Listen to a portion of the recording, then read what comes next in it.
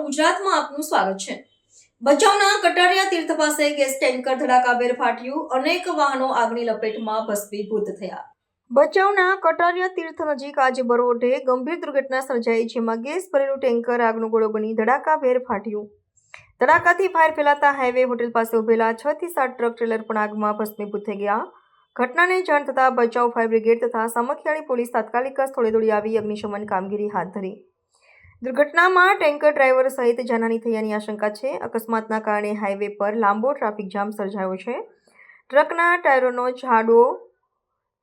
ટાયરોનો જોટો 500 metre દૂર સુધી ફેંકાયો હતો। આ ઘટના ગંભીરતા જોતા ખૂબ મોટા નુકસાનની આશા સેવાઈ રહી છે। આજરોજ ભચાઉના 112 થી ભચાઉ ફાયર ટીમને કોલ આવતા કે જૂના કટારિયાની બાજુમાં ગેસ સિલિન્ડર પલટી જતા, ટેન્કર પલટી જતા કે બ્લાસ્ટ થયેલો છે ને આગ લાગે છે।